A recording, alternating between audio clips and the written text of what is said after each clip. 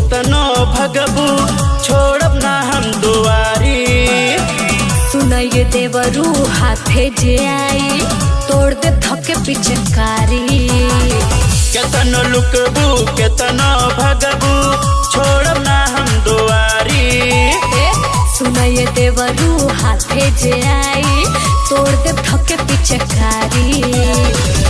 मानी जा तू बात जानी कर खुरपात भीगी त देहिया सिहरी।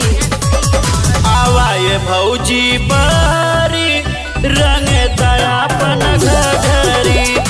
आवाए भौजी बारी रंग दयापन घघरी। रंग दयापन घघरी।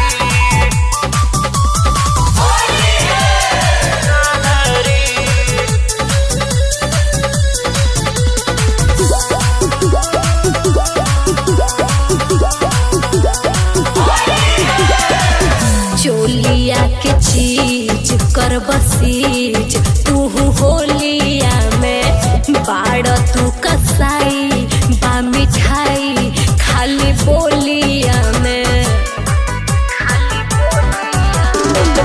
चोलिया के चीज कर बसीज तू होलिया में बाड़ तू कसाई बा मिठाई खाली बोलिया में।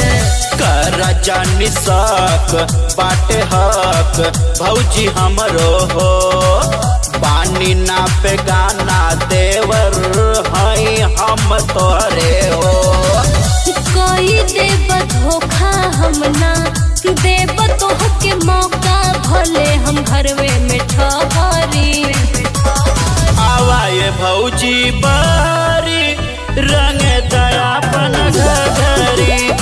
आवाए भौजी बारी रंग दयापन घघरी। रंग दयापन घघरी।